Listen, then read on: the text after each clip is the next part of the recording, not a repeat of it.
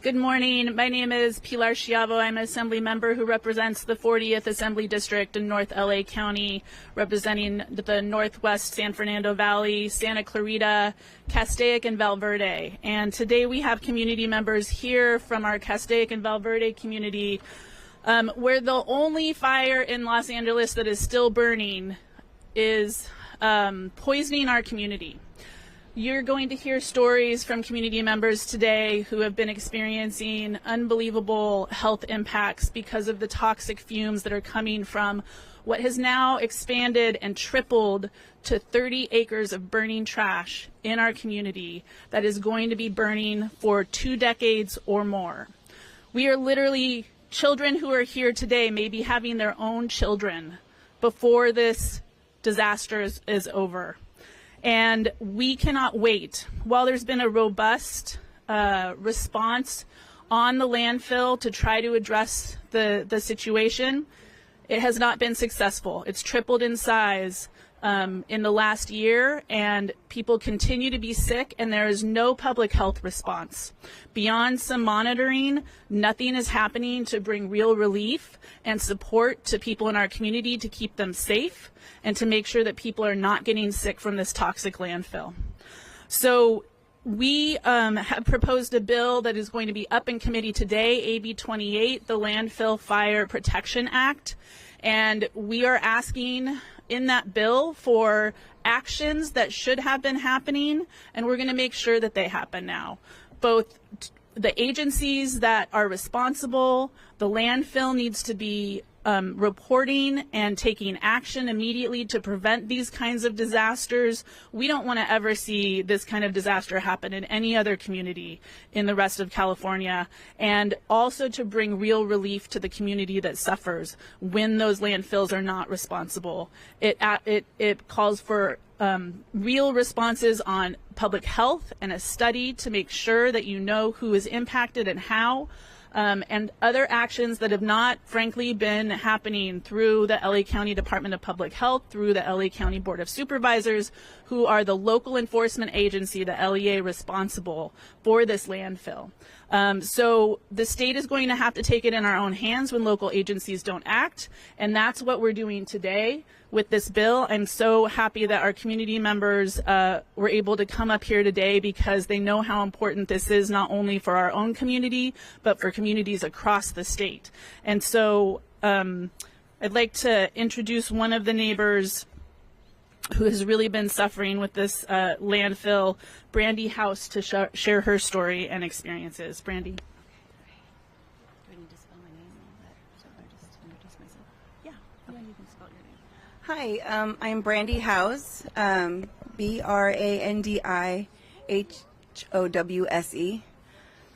We have lived near the Chiquita Canyon landfill for the last 26 years. We've just had, we've always smelled the landfill for a lot of years, but it has, and it's always impacted us, and our outings outside. It has been a long time that we have suffered with this. The last few years, though, have been pretty unbearable. It's been every day, every night, in the middle of the day. It doesn't matter. And our health, though, is what in the last couple of years has really gotten bad too. So my youngest gets nosebleeds all the time. My husband's constantly coughing, and let me tell you, my husband never coughs. He is a guy that never gets sick. And so he's fine when he's in our house because we have really good air purifiers. He's outside 5 minutes and he's coughing and choking. We have burning eyes. We have gravelly throats. We have sick stomachs, dizziness. I should mention too, we're also one of the closest homes to the landfill, about 1,500 feet. Yeah, and then some of the more long-term things. Also, at first, I was diagnosed in February of 2024 with breast cancer, and it has been a tough go. And at first I thought, okay, people get cancer. It's not like I'm the only one who's ever had cancer, until I start looking around my neighborhood, and then I'm like noticing that my neighbor to my left, my neighbor to my right, the neighbor in back of me, they've all got cancer. And I'm thinking, okay, that's not normal. I'm like, for us to have so many people in our community at the same time have cancer, I'm like, that's crazy. So then I'm thinking, okay, maybe this is not so normal. And then throughout the years, we've had losses, 5 different losses as far as miscarriages go. 2 of them being very significant. We lost our baby at 18 weeks. That was very hard. And they told me, it's a fluke. That's not going to happen again. Don't worry about it. It's just something that happens every once in a while, but it won't happen again. And it happened another 4 years down the line. Here we are again. And we lost another baby at 18 weeks again. And that's just not something you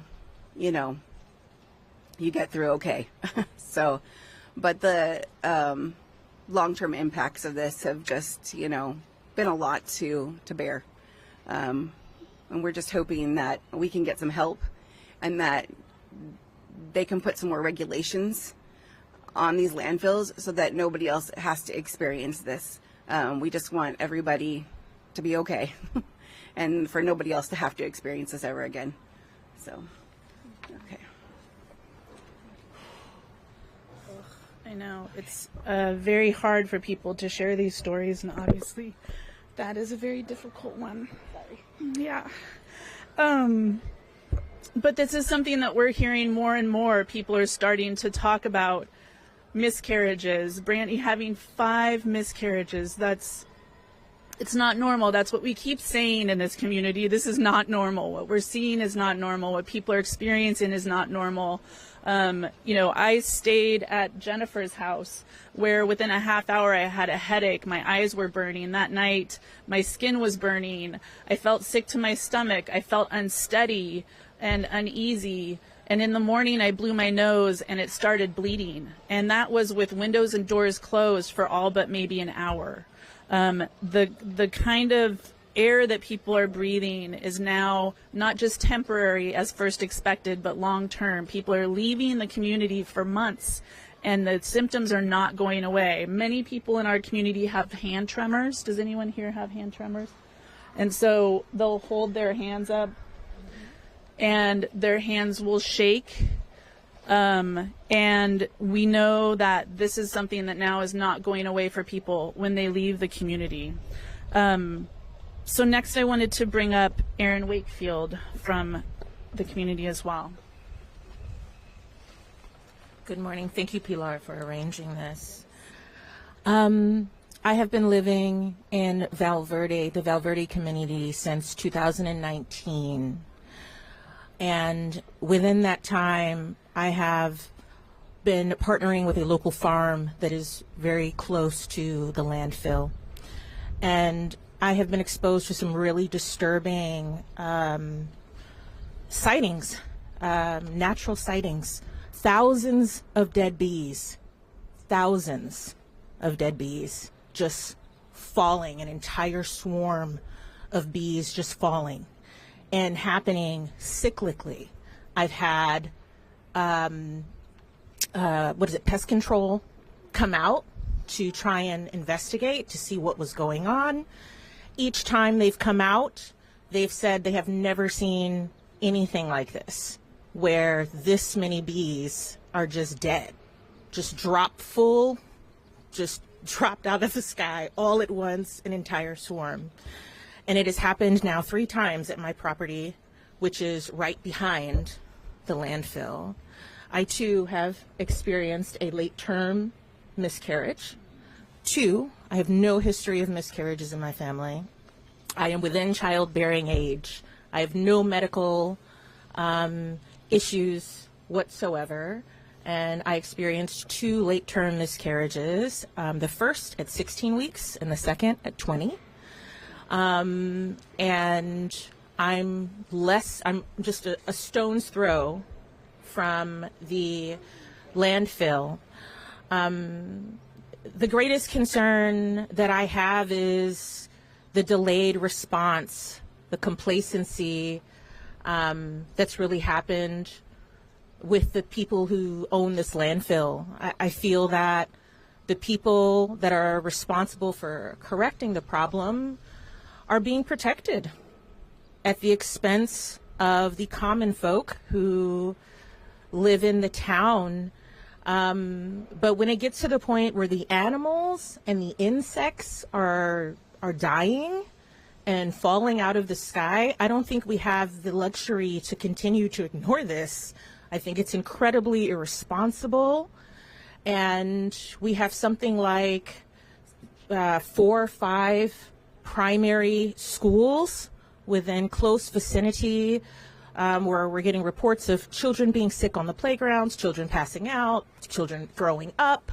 We have reports of farm animals having issues, respiratory issues, and all we keep hearing from the landlord are circular excuses. They just continue to walk around in circles, and we're getting every warning sign that the universe can provide us to say it's time to do something. It's time to relocate these people. It's time to do something because the land is sour. The land has now soured. They're saying there's an underground fire. I don't understand what that means, to be very honest with you, when someone's telling me there's an underground fire. But what I do know is that there is underground groundwater that runs to 3 or 4 towns that may be impacted by this. There may be other towns that are actually having toxic exposure that they're just unaware of because of the rain, because of the groundwater flow. We have no way to measure it. We have no way to stop it. And we're just being told to be quiet, as evidenced by being ignored and listening to people give us a bunch of statistics that no one can really help us understand how they relate to a solution. We need a solution. I think we came here because we're looking for the people who make things happen and can get to the bottom of this, because it's more than just the few people here at stake. I don't think that the number of victims and people touched and impacted by this is even quantifiable at this point. And it's really important to note that I know sometimes people get a deaf ear when they hear about landfills, because the notion may be, oh, well, if there's a landfill, you should know, you should know, you should know. The challenge with that is that, best that we can tell, we're the only community that's like sitting on top of a landfill. All of the other instances that we're aware of anyway, there have been no towns, full-on communities on top of it. That makes this an unprecedented issue. It hasn't happened before, and for some reason we're experiencing delay. So whoever is hearing this that is a decision maker, I think this is your opportunity to execute your purpose. We have people here who need advocacy. We have animals here who don't have a voice, who should be considered. We have food, produce, bakery goods, foods being compromised. This is so much bigger than a trash fire. This is a state of emergency. Thank you. Thank you so much, Erin. As Erin mentioned, there's a school very nearby, and our next speaker is a student there who has been impacted, and children being impacted is one of the biggest concerns that we have. We all know that children get bloody noses. That's a normal thing of, being a child. We've all experienced it. But these bloody noses are not normal. These are bloody noses that last a very long time. Some kids have bloody noses 5 days. They've had 5 bloody noses. It's not, they're uncontrollable and difficult to stop. We have adults having uncontrollable bloody noses. One woman actually had to get an ambulance to the ER because she could not see out of her eyes because her eyes started bleeding. Her bloody nose was so severe. And it took 3 hours and a trip to the ER to be able to stop that bloody nose. So I wanted to have Kaylee come up and talk about what she's been experiencing. Hi, I'm Kaylee Elkins. I am a resident in Castaic. I go to Live Oak Elementary School, where it's not that far from the landfill. I will get like headaches. I don't get headaches on a regular day basis, but with this landfill, I get headaches like every day. My chest hurts at school every day. It's like I can't breathe sometimes. It's hard. I'm having to move schools next year because I can't go to Castaic Middle School because that's how bad it is. I don't have any friends going with me. I'm going to a completely different school. I don't know anyone, but I'm going so I can be safe. I don't want to live in this mess no more. I want to go home to a place that I don't have to suffer no more. And it's hard because I can't leave because this is my home. I don't want to leave my home either. I have all my friends, my community members, my neighbors. I don't want to leave knowing that they are going to continue to suffer. I don't want to. It's hard for me to just think about it. I don't want to leave. Please help me.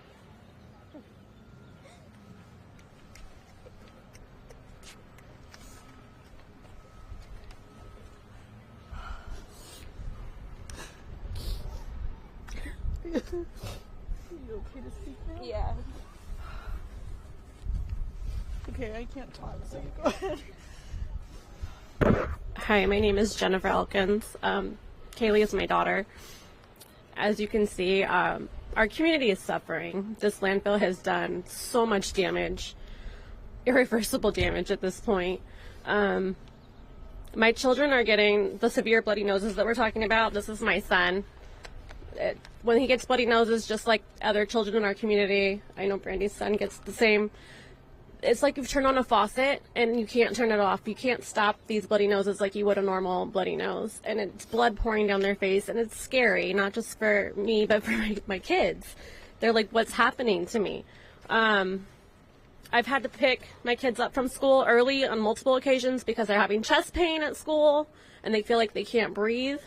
We've been to pediatricians. They can't find anything wrong with our kids. They tell us to take allergy medication. I've had my husband's broke out in hives all over his body for months. It couldn't be explained. One of the closest homes on the landfill as well, Brandy is my neighbor. And a lot of the symptoms that she's talking about, it's something that's common within our community. It's something that we're all experiencing. The headaches, I've gotten ocular migraines where my vision goes blurry and I can't see. I too have had 2 miscarriages since living in Valverde, and the more we talk about it, because it's not something many people like to talk about, the more we talk about it amongst ourselves, the more we're hearing me too, and it's scary. I've made the difficult decision to transfer my children out of the school district, take them away from their friends and their community that they've come to love and know, and they're starting over next year because I cannot continue to let them go to school in danger. The air is toxic on a 24/7 basis. Whether you smell it or not, we feel it. We don't have the option to move. I wish we did. We just don't. And so the best I can do is remove them from the school and put them in a safer community during school hours. We've had multiple pets die on our property in the last year. Pets that were healthy and young, and it was unexplainable. They were just instantly sick and dead. There was nothing we could do. I've lost multiple chickens, ducks. We've lost a tortoise. Tortoises live a very long time. This tortoise was very young, under 20 years old, and it died. We need to hold these landfills accountable. Then we need stricter regulations to protect the communities that surround them. And honestly, landfills shouldn't be built next to residential areas ever.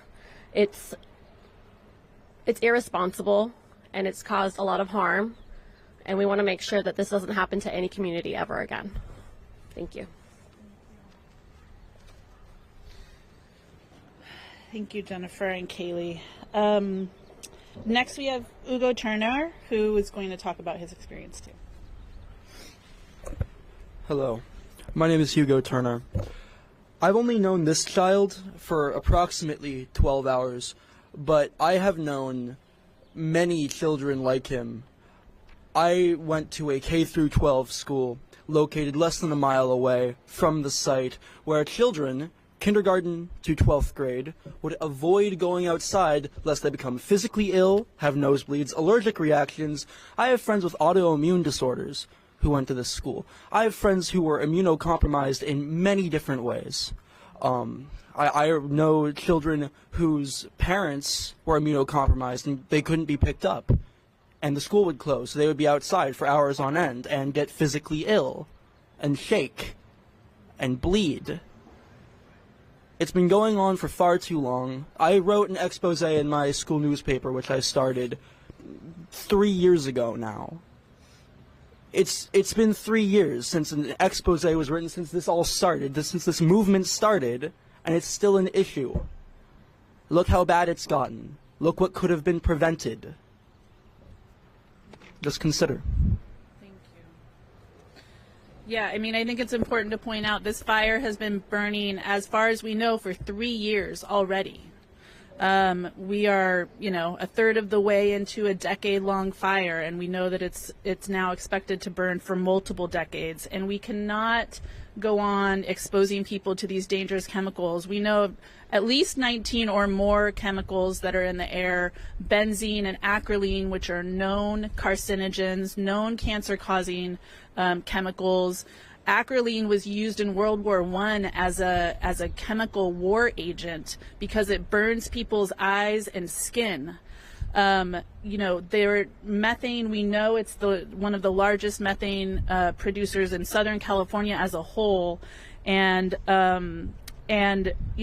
many other chemicals that we know are hazardous to health, that cause cancer and have long-term impacts. And we cannot continue without the kind of robust public health response that the fires have gotten, that Aliso Canyon, which is also in my district, has gotten. Within a couple months, there was a state of emergency. Schools were relocated. People were relocated. None of that has happened. We haven't even had a public health town hall. They've had at least 2 or 3 from the fires in LA just a couple months ago, and it's going on 3 years in our community. No public health town hall. Local health providers haven't been informed of the health impacts, the chemicals, the symptoms that people are experiencing. So they're going down these rabbit holes trying to figure out what's wrong with people, and it's all unexplained and mysteries. And we know what the answer is. It's the toxic air that's coming from the burning 90 acres of trash. And it's hard to imagine that this would be the response if those 90 acres were burning on the top of the landfill. If you saw a dump on fire, 90 acres of trash on fire with flames, I cannot imagine that people would sit there for 3 years and not get people out of there. But that's exactly what's happening in our community, because it's an invisible fire underground, and so everybody's suffering now is invisible. And we are trying to make sure that that is not the case. So next I want to bring up Cher Arabalo, who is also a community member. Good morning. My name is Cher Arabalo, and I live in the Castaic community.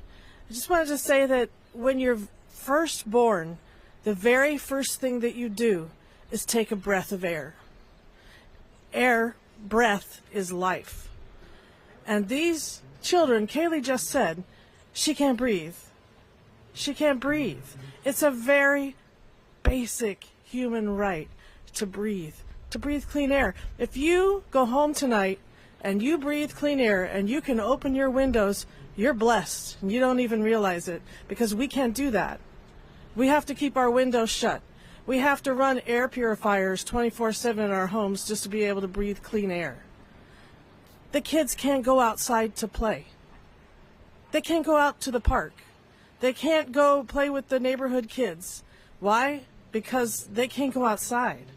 They're inside playing, but they can't do it outside. It's a very basic thing in childhood. So this is not just about reforming landfills. It's about safeguarding public health, safeguarding this community and actually other communities. If this can be prevented in other communities by simply reforming landfill regulations, we should do it. Because California really needs to step up. It's California. California is supposed to be about a better future, a cleaner future, a beautiful place to be. And these kids in California, beautiful, sunny California, cannot go outside to play. And we should be ashamed of that as a state, and we need to fix that. Thank you. Thank you, Cher. And our final two speakers, I wanted to bring up Jane Williams from the California Communities Against Toxics, and Erica Parker, Californians Against Waste, to speak. Thank you. Just to say that the Chiquita Canyon landfill is now the longest continuously running chemical disaster in the country. The fires probably started before 3 years ago, but were first understood to be, creating this horrible toxic mess 3 years ago. So if this was a refinery, you would have had some sort of, public response, a state response. And we just haven't had the response that we needed here with all these toxic chemicals rolling off the landfill. So let me turn this over to Erica, my colleague at Californians Against Waste. Thank you, Jane. My name's Erica. I'm from Californians Against Waste. We're an advocacy organization based in Sacramento. I have yet to visit the Chiquita Canyon landfill, and I haven't visited Valverde yet, but I have listened to hours of testimony from these people, from these community members, and the children that are impacted by this fire. And I think the regulatory and the state response has been insufficient. Very clearly, there's been over a dozen miscarriages. I mean, if that were in any other community or any other fire or any other environmental hazard, I think there would be more response. We support AB 28. I think it's a critical step forward in protecting other communities near landfills, and more regulation across the board is needed. It's not about regulating bad actors, it's about protecting communities. Thank you.